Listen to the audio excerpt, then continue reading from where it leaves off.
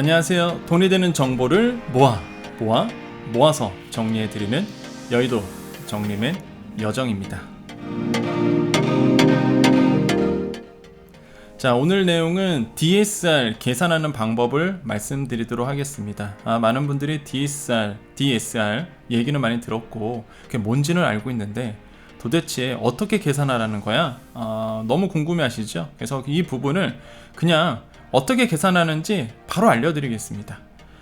자, 바로 들어갑니다. 자, DSR 계산하려면 이제 DSR 계산기가 필요한데 많이 하시는 게 바로 이 부동산 계산기라는 이 사이트를 많이 이용하시죠. 그래서 이 사이트를 보면서 바로 알아보도록 하겠습니다. 자, 이 사이트는요, 네이버 가셔서 부동산 계산기라고 치시면 이렇게 이런 사이트가 있습니다. 많이들 이제 부동산 하실 때 보고 있는 사이트이기도 하고요. 자, 들어가셔서 DTI LTV 누르시고 여기에 DSR이 있습니다. DSR 누르시면 DSR 계산이라고 나오고요. 기본적으로 표가 좀 있어야 되겠죠. 어떤 조건인지. 그래서 실제 여러분께서 이제는 뉴스를 보시면 이런 뉴스 많이 보셨을 거예요. 그래서 이 표를 보면서 이 조건을 보면서 같이 계산을 해보도록 하겠습니다. 이거 궁금해 하셨어요? 대부분 뭐 DSR 뭔지가 궁금한 게 아니라 내가 대출 나오는 거야 안 나오는 거야 그거 알려줘, 이건 거죠. 자, 한번 요 조건대로 가보겠습니다. 자, 규제 지역이고요. 자, 시세 7억 원짜리 아파트 구입 시입니다. 뭐 내년에는 뭐 원래부터가 규제 지역은 DSR 40%였죠.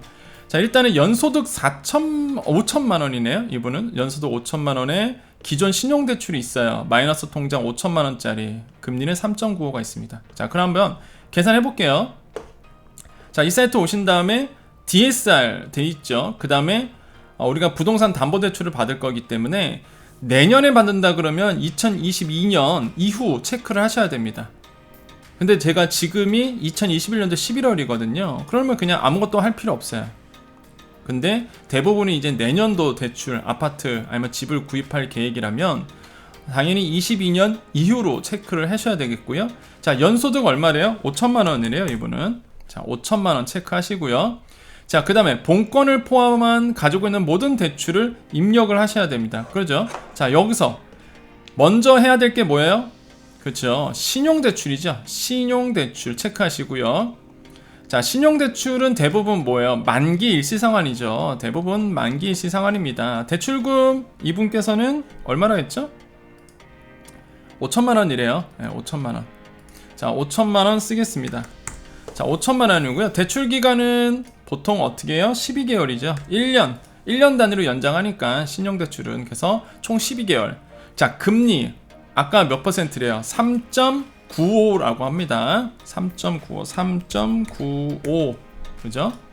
자, 됐네요. 자, 그러면 신용대출이 있고요. 그 내년도에 이제 담보대출 받으셔야 되죠. 그럼 어떻게 하느냐? 여기에서 추가를 누르십니다. 자, 이런 방법을 이제 궁금해 하시죠, 대부분. 자, 추가를 누르시고, 그럼 밑에 뜨죠. 자, 주담대죠. 주택담보대출 체크하시고, 자, 이분은 원금 균등이 아니라 이 조건 자체가 원리금 균등 방식이죠. 자, 원리금 균등 방식, 원리금 균등 체크하시고요. 자, 그 다음에 이분 또 뭐래요? 조건이 2억 8천이 필요하다고 하네요. 자, 내가 2억 8천이 필요한 거야, 지금. 그러면 2억 8천 해보겠습니다. 자, 나 2억 8천 필요해. 잔액 아직 안 갚았죠. 이젠 대출 받은 거니까 치시고, 만기 되면 0원이겠죠, 당연히. 이렇게 놓으시고, 그 다음에 총 몇 개월, 대출 기간이 몇 개월이에요? 아까 보니까 30년 돼 있죠. 그럼 뭐야? 360개월이죠. 아이고, 360개월. 자, 자녀도 이제 이제 내가 받으니까 거치는 없어요. 거치는 연결입니다. 왜 그러냐면 요즘에 거치 없이 바로 갚죠, 원금. 거치 연결. 자, 이자는 3.47이라고 합니다. 야, 이 3.47 없죠, 이제는. 근데 일단은 조건이 저러니까 내년 되면 한번 4%, 5% 막 이러겠죠. 자, 아무튼 금리 이렇게 됐어요. 자, 체크 다 됐네요. 어렵지 않죠? 너무 쉽죠? 그죠? 자, 그래서 이제 DSR 계산을 누르십니다. 자, 그러면 쭉 나와요. 연소득 얼마의 대출, 그 다음 대출 했더니 DSR 얼마나요? 54%네? 자, 2억 8천 못 받는다는 얘기입니다. 자, DSR 40% 규제죠. 그 40% 이하로 낮춰야 돼요. 40% 이하로. 그래서 이 뉴스의 내용이 뭐냐면, 야, 과거에는 2억 8천 받을 수 있지만은 이젠 못 받아, 그 뜻이에요. 21년도 7월 이전에는 2억 8천 됐었어 가다가 지금 2021년도 11월 달에는 7월부터 변경이 됐죠. 그래서 2억 원까지로 줄어들었고, 그럼 내년에는 얼마 되느냐? DSR 40% 맞추려면, 그럼 여러분 입장에서, 실수요자 입장에서 어떻게 맞춰요? 이거를 맞춰주셔야 되는 겁니다. 어떻게 해요? 떨어뜨려야 돼요. 어쩔 수 없어요. DSR 40으로 맞추려면, DSR 40으로 맞추려면, 보세요. 그러면은 1억 5천. 지금 신문에서 얘기하고 있는 게 뭐예요? 야, 1억 5천 이제 1억 5천까지밖에 안 돼. 이런 얘기잖아요. 그럼 실제 넣어볼게요. 내년에 1억 5천 넣었죠? DSR 계산 누릅니다. 그랬더니 어떻게 돼요? 40% 나오죠? 40.06%. 그래서 신문에서 이렇게 나오는 겁니다. 1억 5천까지밖에 못 받아. 40% 이하로 돼야 되니까. 이해되세요? 그러니까 많은 분들이 이런 뉴스를 보면은 도대체 이게 1억 5천은 어떻게 나오는 거야? 다 그러시죠. 제가 하는 방법 알려드렸죠. 그래서 여러분께서 만약에 내년도에 담보대출을 받는다 그러면 일단 규제지역은 무조건 뭐 40% 고요.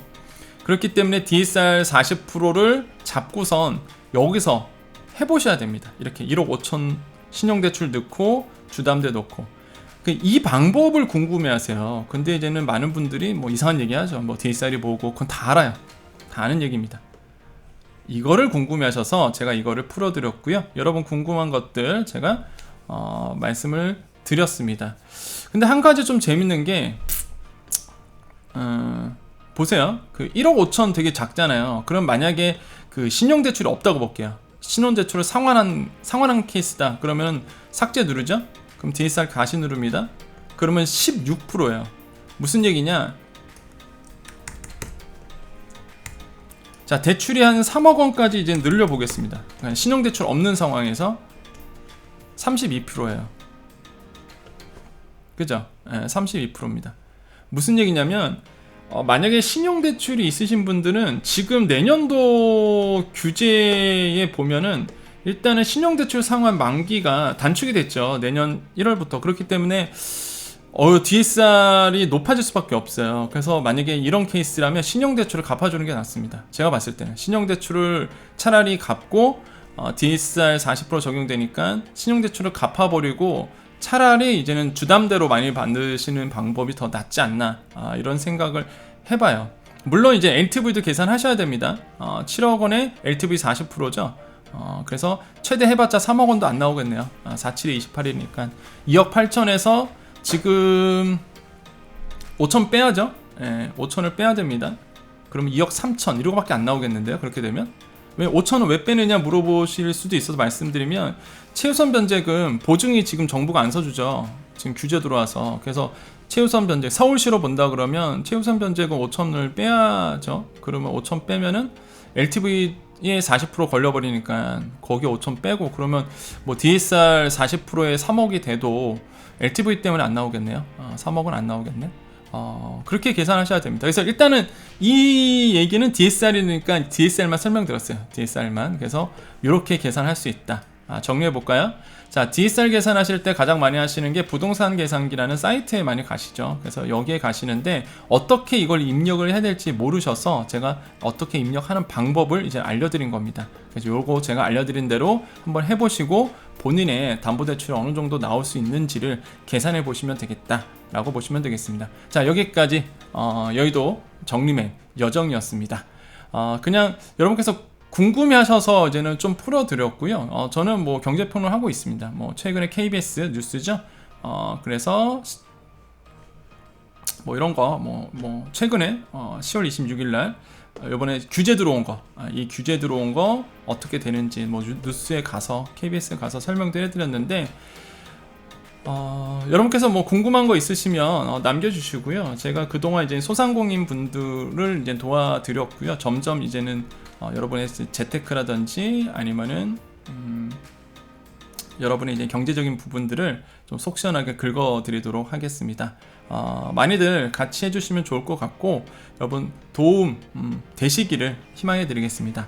자, 여의도 정리맨 채널은요 항상 끝에 인사가 있습니다. 항상 좋은 말, 긍정적인 말을 들려드리죠.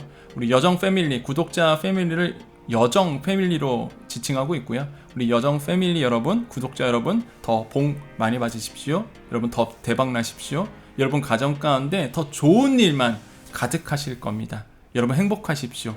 좋은 얘기를 들어야, 긍정적인 얘기를 들어야 매우 인생이 행복해집니다.